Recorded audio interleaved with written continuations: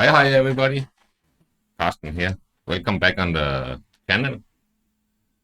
Today I'm gonna talk about that here in 2025. I'm going to use back my old Canon 5D Mark III. I have some specific reasons for it that I will not reveal in the video, but I'm gonna talk about what happened to my Canon 5D Mark III. A couple of years ago, I went around the world with my Canon 5D Mark III. I went to Singapore, I went to Indonesia, I went to Denmark and so on. And the 5D Mark III was my camera at that time.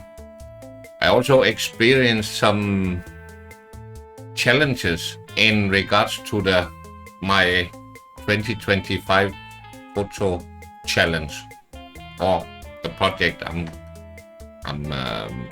project challenge that I'm gonna do this year. So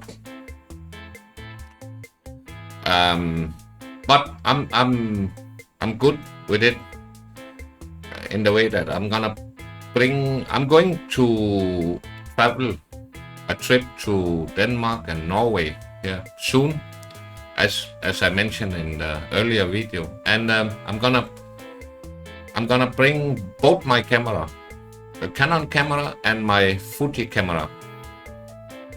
But this video today will be about the Canon, my good old Canon, that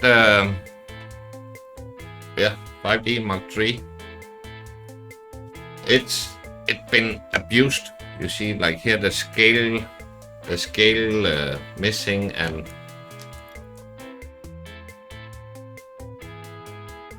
what I experienced last time was that I had only this 16 to 35 millimeter lens. Then I had this lens have been with me to Singapore a couple of times actually. 70 to 300. It's a newer version and it's quite fine. It's actually quite good, really good. But and then I had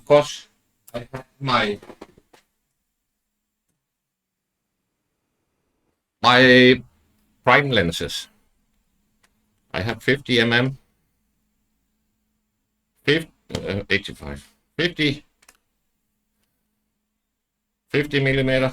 This one, f1.4, and 85 millimeter, f1.8, and my 100 millimeter. This one also is a macro. So, and that's f2.8. What I experienced was that I was out with a friend sailing when I was in Denmark last time, and it was very troublesome. Actually, this picture I took on that trip of the Great Belt Bridge, and that was with a 70 to 300, but it was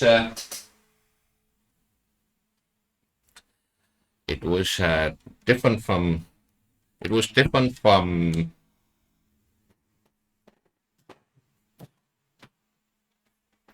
It was not with this one. I didn't bring this one because I had one similar to this one as a 70 to 300. So what what have been changed since last time.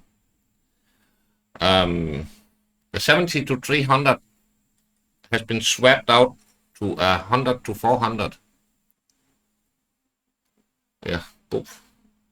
And it's a newer version. It's quite fast. It's the aperture is not nothing special about the aperture. It's quite. I think it's f4.5 to 5.6. So it's not anything fantastic. IS Mark II.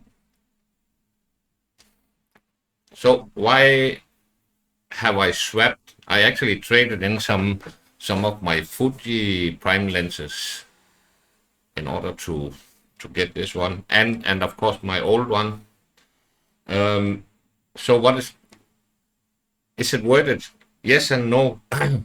The difference was not very different actually, but it gives me another 100 mm zoom and from the old one, so 400 now, and I still have my teleconverter, 1.4 teleconverter.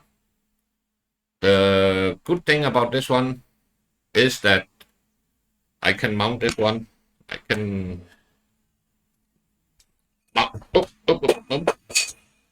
I can mount this one.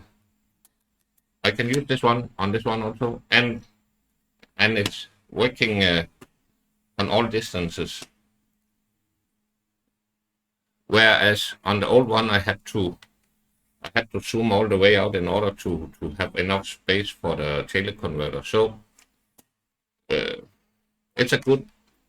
I think it's a good upgrade. Further.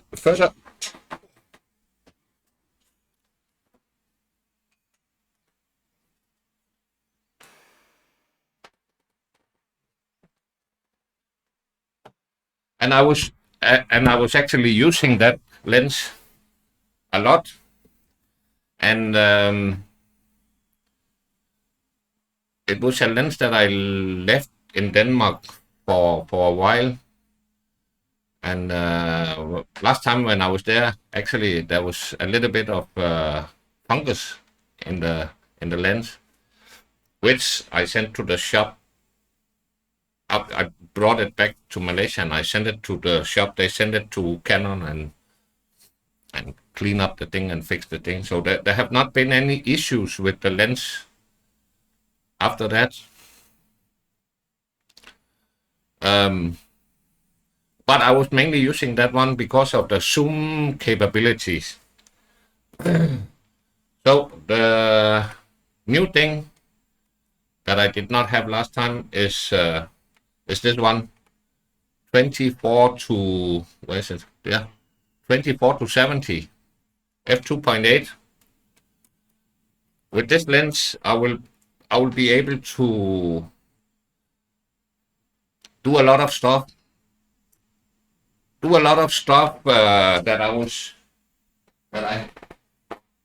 where I had a hard time last time. So 24 to 70 and 70 to 300. These two lenses probably is gonna sit on the camera a lot on this trip to Denmark and to Norway.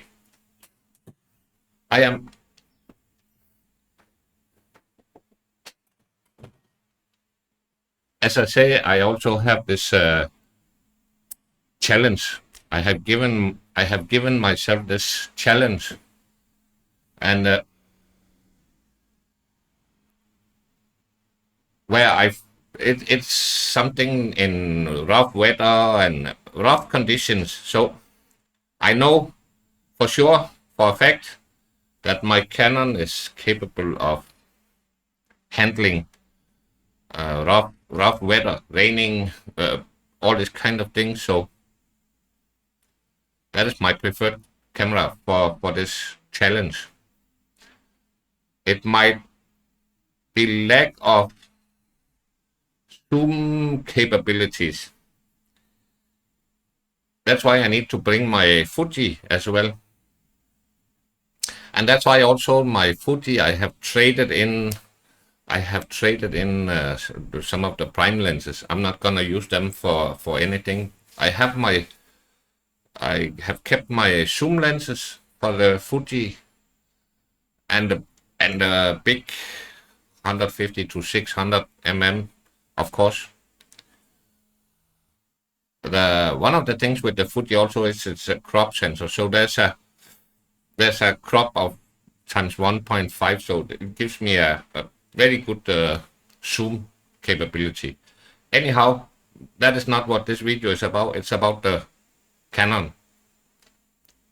I also have traded in the black color Fuji camera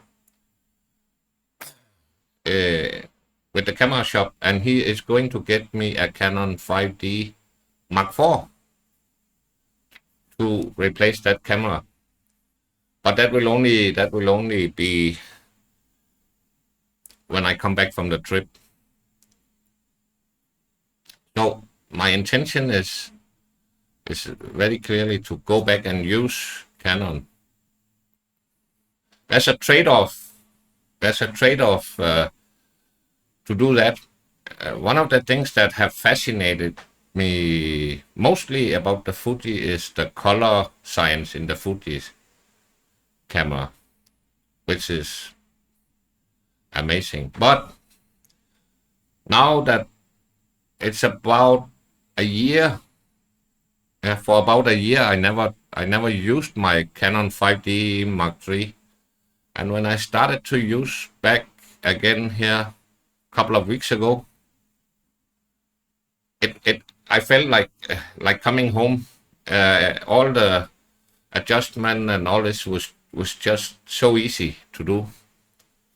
And when I study the pictures that I take with the Canon and compare them with the Fuji, the difference is actually not that much different. The thing, of course, is that the Fuji have a little bit more megapixel than the old Canon. That will be it's not a problem at all, actually. The thing is, of course, that if I did not have the Fuji, I would probably have from time to time where I need to crop the pictures a bit, and that's where I have to work on. But if I get the 5D Mark IV, I get 30 megapixel, so that will allow me to crop a little bit in case I need that, or over time maybe change trade in my big zoom lens and get one for Canon. I don't know.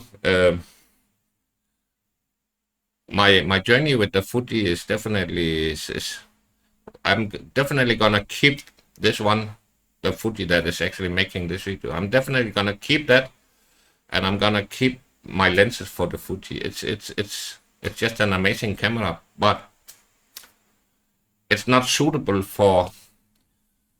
I don't know if it's not suitable. Actually, that is maybe a wrong statement.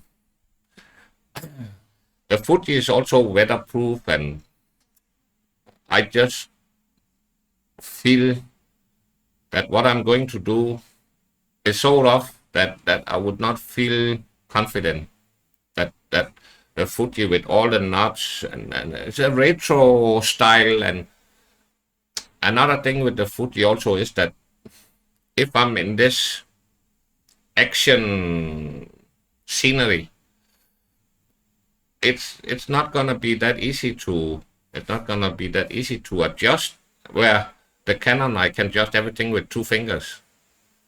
It's way more. It's just way more. It's about comfort, I think. And quality, there's no issue. There's no issue on the quality with the Canon. I'm gonna go for it. I'm hooked on getting back on my Canon. and use my Fuji as a backup in case there is something special, so that the camera will be used as for the purpose. So that is all this Canon I'm gonna bring on my trip. I'm not sure about the prime lenses. The prime lenses is mainly for I'm mainly gonna use that for my taking pictures of my grandchildren, and I'm not 100% sure whether I bring my prime lenses or just my zoom lenses yet. It depends on space in my luggage, and I will make the decision later when I start packing the things. I also have all these flashes to put on the Canon, but whether I actually have one or two of those flashes in Denmark already. Whether I bring my Godox flash or not, I'm also not sure yet. All depends on weight and volume in my luggage.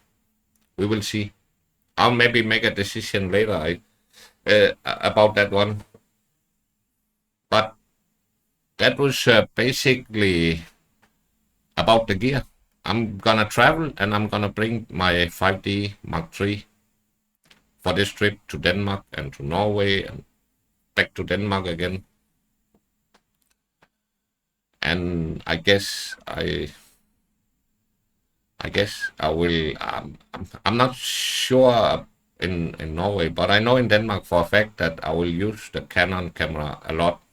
It just suits the purpose of what I'm gonna do there. So yes, I'm gonna go back to Canon in 2025.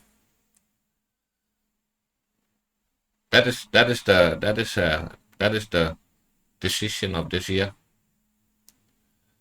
Thanks for watching the video. I will come up with some more videos later on about maybe the Fuji, maybe the Godox if I bring, and what other gear I'm going to bring. I have some other stuff like filters, like monopod, and some of that for sure I'm gonna bring also. But that was my content for today. I see you in the next video. Bye.